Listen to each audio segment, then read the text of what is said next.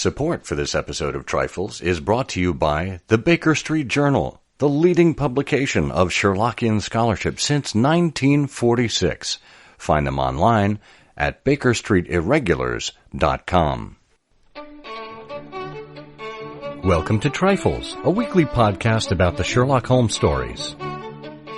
It is, of course, a trifle, but there is nothing so important as trifles. Yes, the stockbroker clerked, Lady Frances Carfax disappeared, and Bruce Partington planned, but there are so many other details to pick apart in the stories. Pray, be precise as to details. You know the plots, but what about the minutiae? Have you ever wondered what a commissionaire does? Or what a compositor is? Or of the difference between a stevedore and a stoker? You are very inquisitive, Mr. Holmes. It is my business to know what other people don't know. Scott Monty and Burt Wolder will have the answers to these questions and more in Trifles. The game's afoot. Episode 170, Upbeat Moments in the Canon. Well, hello and welcome to Trifles, the Sherlock Holmes podcast where we get into the details in the Sherlock Holmes stories. I'm Scott Monty. I'm Burt Wolder. Burt, are you feeling upbeat today? I'm feeling very upbeat, or is it beat up? It's got to be one of the two. It could go from one right to the other these days. You never know. Well, isn't that interesting? You know, the whole thing there has to do with the sequence. I never thought about that. It does. It does. Just depends on what occurs to you first. You know, does up occur to you first, or beat occur to you first? Well, let's stay on the up and up if we can, and let people know that they can reach us at SherlockHolmesPodcast.com. The show notes for this specific episode are available at ihose.co/trifles170, all lowercase. You can find us on social media, on Facebook, YouTube, Twitter, Instagram, as I Hear of Sherlock. And if you'd like to write to us, leave us a comment that way, you can simply send a note to trifles at ihearofsherlock.com. We do appreciate your financial support, whether it's through PayPal or Patreon. Both of those options are available for you to choose from on our homepage. So we do ask that you check that out. Every single dollar that you send in helps to go toward the production of the show, and we do appreciate that. Well, we are talking about upbeat moments in the canon. You know, in the past few weeks, we've talked about loneliness and isolation and infectious diseases. I think it's been a downer for a lot of people. So as the crocuses are beginning to bloom, as the sun spends a little more time high in the sky, as spring has sprung, well, we should have a spring in our step as well and talk about some of the happier moments in the canon. So where would you like to start, Burt? Well, we could sort of start early in the canon. You know, I think what we're thinking about in terms of these moments of connection are experiences that have extraordinary impact on people. You know, sort of defining moments that you know, are really memorable with a high degree of you know, positive emotions. And there are many more of them than you might think about. You know, little moments that sort of capture people at their best in the canon. And it's a lovely thing to do when you're thinking about Sherlock Holmes. But obviously one of the first ones that occurred to me is early on in the lives of Holmes and Watson. And in the first cases that were actually published, you know, there is in Sign of Four. That is a very unique case because it describes in, you know, fairly reduced way Watson's growing attachment, love, commitment to Mary Morstan. And so I think of Sign of Four when I think of maybe the earliest the earliest rendition, the earliest approach, the earliest presentation of an emotional moment. And no other moment like that affects the principles, Holmes and Watson. Really, well, there are a couple, but it's also very rare. I guess that's my point. It is. And, it's wonderful because when we go back to read The Sign of Four and the way Watson writes about Mary Morstan, it does very much feel like a romance. The descriptive paragraphs about her and the impact that she had on Watson, and certainly the way the story concludes, where Holmes congratulates Watson of getting a wife out of it, and Holmes is only left with the cocaine bottle. A little bittersweet there. Certainly happy and upbeat for Watson, and something I think completely unexpected to come out of a tale of treachery and murder and international intrigue. It was a kind of a nice side benefit, if you will. Yeah, it's true. And it's a lovely scene, because what's going on in Sign of Four is that Watson has come back to Mary Morstan and he's telling her about the events of the last hours. And he describes the poison dart which had so narrowly missed them. And Mary turns so white when she hears about this that he fears she's about to faint. And he's got this box. And he's very fearful. Because, well, we're about to find out exactly why he's very fearful, but he opens it up and there's nothing inside. And Mary just says, the treasure is lost. And Watson says, and as I listened to the words and realized what they meant, a great shadow seemed to pass from my soul. I did not know how this agra treasure had weighed me down until now that it was finally removed. It was selfish, no doubt, disloyal and wrong, but I could realize nothing save that the golden barrier was gone from between us. And he says, thank God. And she says, why do you say that? And he says, and then you've got the real emotional moment, because you are within my reach again. I said, taking her hand, and she did not withdraw it, because I love you, Mary, as truly as ever a man loved a woman, because this treasure, these riches, sealed my lips and now they're gone. I can tell you how I love you. And that's why I said, thank God. And then she says, then I say, thank God too. Yeah. That's lovely. It's poetry in motion. Yeah. A wonderful way to consider it. Well, I do want to step back just one story because I think there is an additional early opportunity for us to explore joy or upbeat moments, and that is when Watson had returned to England. He was pretty down and out. He was brown as a nut and thin as a lath. He had neither kith nor kin in England. He was wondering how he was going to make his pension continue to last, living the life that he did. And he said that he soon realized, I must either leave the metropolis and rusticate somewhere in the country, or that I must make a complete alteration in my style of living. Choosing the latter alternative, I began making up my mind to leave the hotel and take up my quarters in some less pretentious and less expensive domicile. On the very day that I had come to this conclusion, I was standing at the Criterion bar when someone tapped me on the shoulder. And turning round, I recognized young Stamford, who had been a dresser under me at Bart's. The sight of a friendly face in the great wilderness of London is a pleasant thing indeed to a lonely man. In old days, Stamford had never been a particular crony of mine, but now I hailed him with enthusiasm, and he in his turn appeared to be delighted to see me.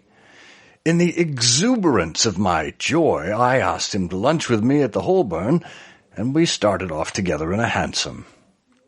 And after that, of course, you remember that Watson said that he was looking for lodgings, trying to solve the problem, whether it was possible to get a comfortable room at a reasonable price. And that's when Stamford said to him, well, you're the second fellow who has said those very words to me today. And of course, the great introduction is made, and one of the great roommate relationships of all time commences shortly thereafter. Yeah, you're right to have focused on that. You know, I hadn't thought about it in that way, but boy, that is so, it is, you know, and you really get, in your reading, you really get the exuberance and the excitement Watson feels. But there's a couple of really lovely things about that. I mean, one is the chance encounter with someone that you didn't expect who means a lot to you is something that a reader, I think most people can really relate to. And then second, in listening to it, I realized how much is packed in there, what we learn about Watson from that. Because here's someone who is adrift in the world without, as you say, kith or kin. He's in London. He doesn't have a lot of money. He's trying to cut back. And he sees Stamford. And, of course, what's the first thing he does? I'm going to buy you lunch. on what little pay I have left. Yeah. Yeah. Now I'm going to have the tea. You, my dear boy, have the roast beef. No, I'll just have this cup of tea. Right. Well, that's interesting because, you know, what if Stamford didn't have that introduction to Proffer? You know, what would have happened then? I suppose we wouldn't have been reading Watson's tale to begin with. But what was the game plan there? Was lunch simply a reflexive reaction to that kind of exuberance, or was it, potential exploring of some mutual benefit? Well, that is very interesting. I suppose you could have a whole other alternate universe. You know, Philip K. Dick used to write these kinds of books, but, what would have happened if, Stamford didn't remember Sherlock Holmes, if, what would have been Watson's path? That is really interesting. It is. It is. Well, let's take a moment here and pause for a word from our sponsor. And when we come back, we'll talk about other moments that make us smile. You know what makes me smile is when I go to the mailbox and open it up and find a copy of the Baker Street Journal waiting for me there. Yes, it arrives quarterly or 5 times a year if you get it with the Christmas annual subscription, and that is a bonus. But every quarter I can count on an issue of the Baker Street Journal arriving in my mailbox with all kinds of treats inside. From the editor's gas lamp, which starts every issue, and I don't know if you've noticed this, but every title of the editor's gas lamp is based on some piece of music. Whether it's a lyric or a song title, it's a clever nod to Broadway, rock and roll, and more from editor Steve Rothman. In addition, you can count on Art in the Blood from Scott Bond. The Terrace, where we remember those Baker Street irregulars who have passed, and all kinds of scholarship and updates in between, including Sherlockian books that have arrived and been published, and events that are going on. In this time when we're looking for little moments of joy, the Baker Street Journal is a regular repository of such, and I hope you can join me in finding your regular joy in the Baker Street Journal, available at bakerstreetirregulars.com today.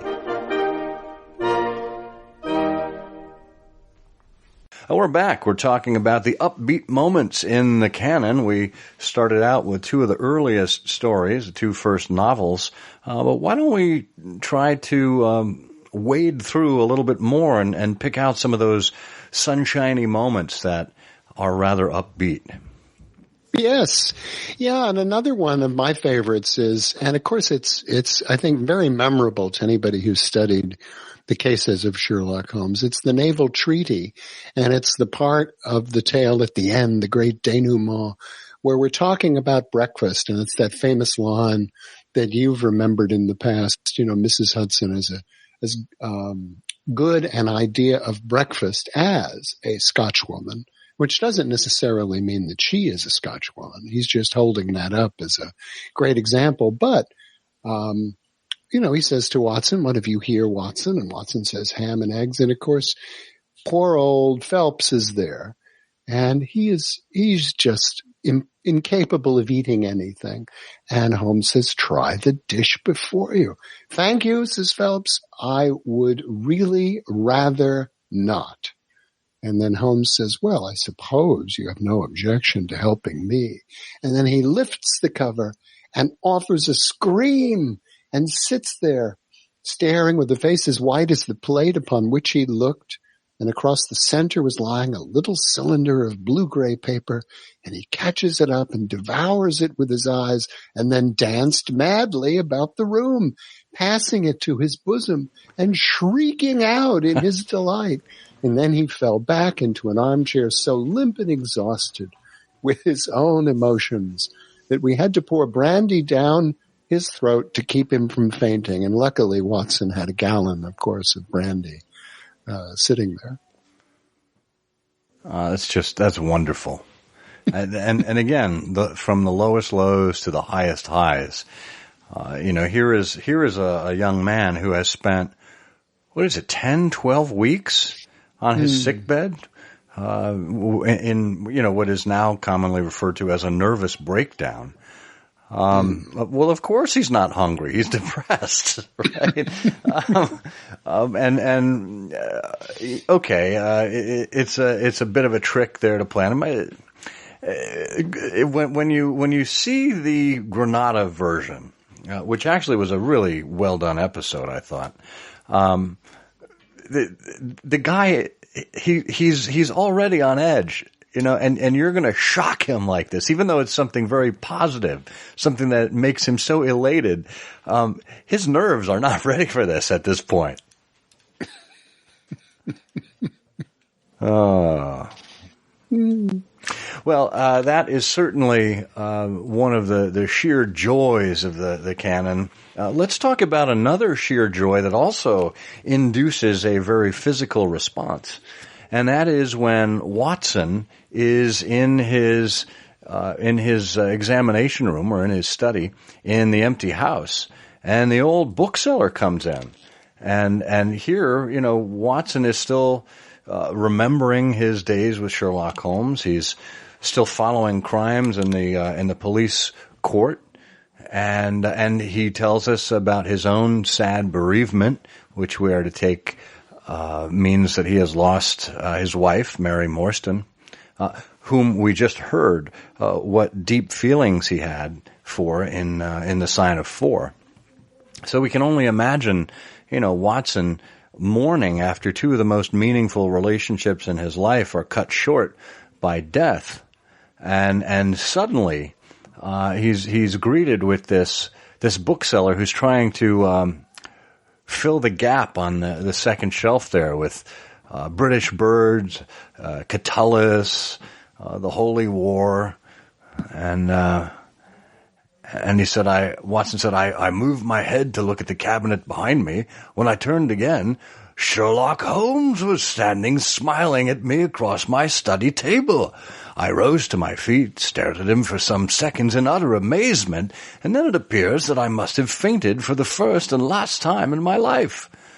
Certainly a gray mist swirled before my eyes, and when it cleared, I found my collar ends undone and the tingling aftertaste of brandy upon my lips.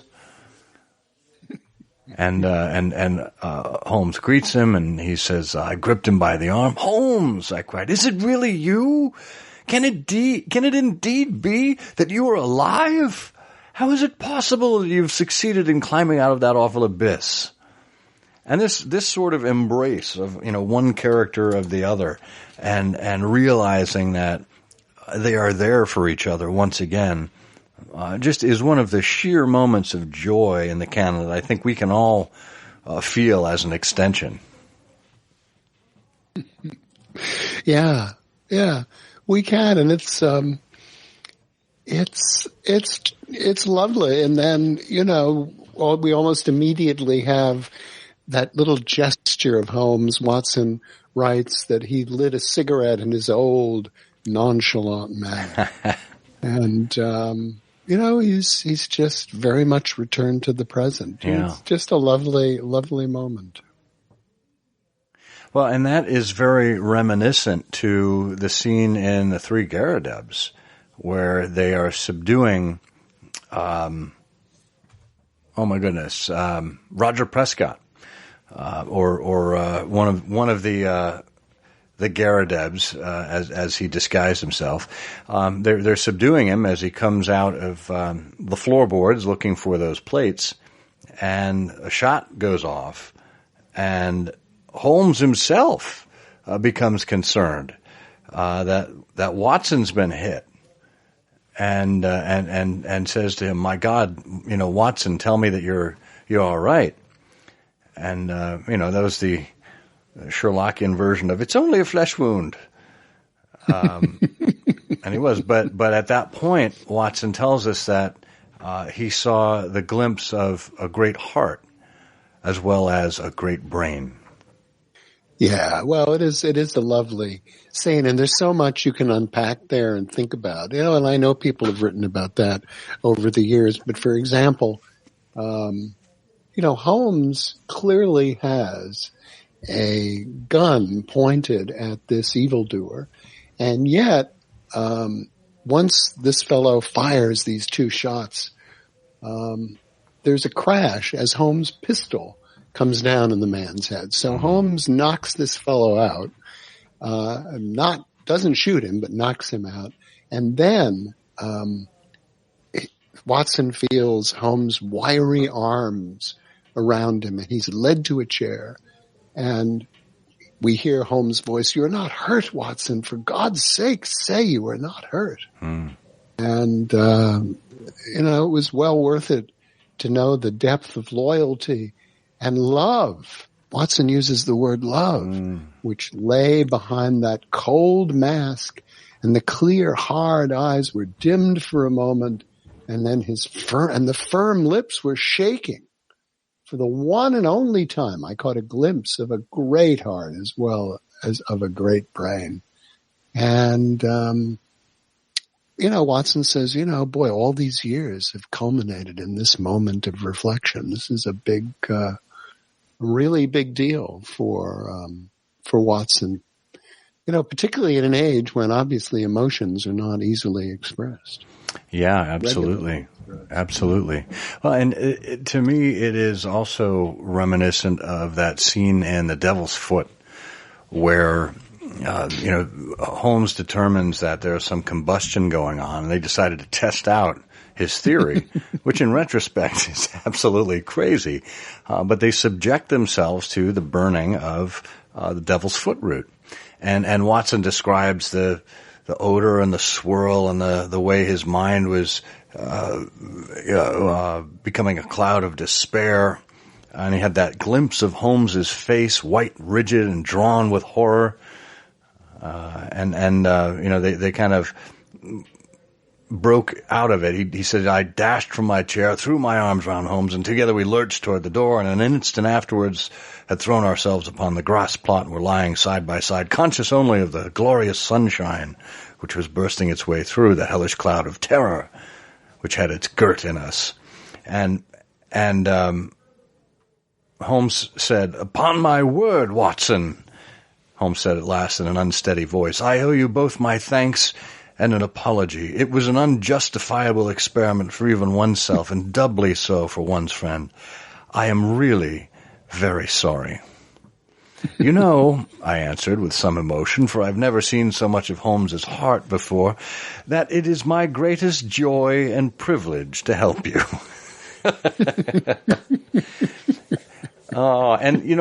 To me, one of the great dramatic touches in the Granada series was not only the visions that they created with the William Blake paintings and the flashbacks to the Reichenbach Falls that Holmes was having, but it was when he was shaken out of that stupor by Watson, where he's clawing at the air and suddenly he realizes that it's Watson there, and he calls him by his first name, "John."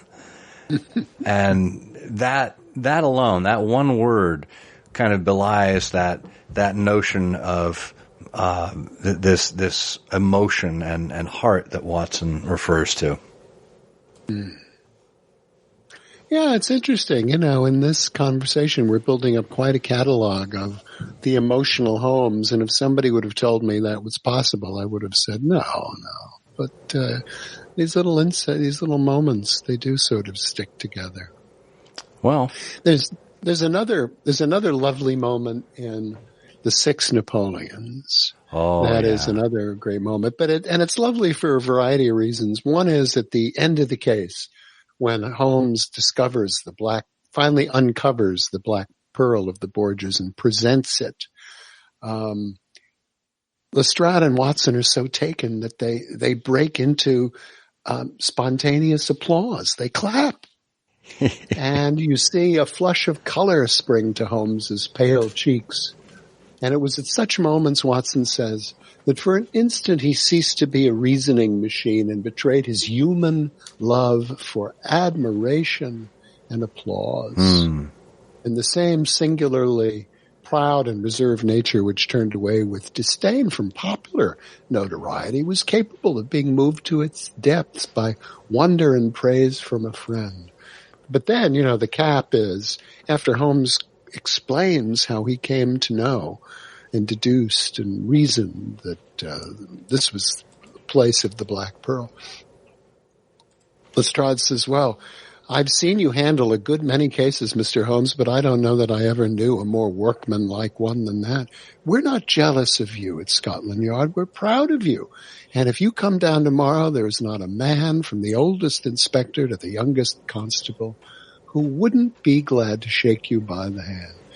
And Watson says, as Holmes turned away, it seemed to me he was more nearly moved by the softer human emotions than I'd ever seen him.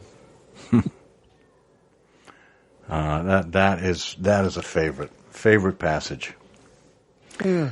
Well, it's really, really nice. I'm sure we could find others if we spent some time, and we'll leave that to you, dear listener. And in the meantime, consider this just a trifle. It is, of course, a trifle, but there is nothing so important as trifles. Please join us again next week for another installment of Trifles. Show notes are available on SherlockHolmesPodcast.com. Please subscribe to us on Apple Podcasts and be sure to check out our longer show, I Hear of Sherlock Everywhere, where we interview notable Sherlockians and share news of the Sherlockian world. You take my breath away, Mr. Holmes. Well, Mr. Holmes, I've seen you handle a good many cases in my time, but I don't know that I ever knew a more workmanlike one than this. We're not jealous of you, at Scotland Yard. Oh, sir, we're proud of you. And if you come down tomorrow, there's not a man from the oldest inspector to the youngest constable who wouldn't be glad to shake you by the hand. Thank you.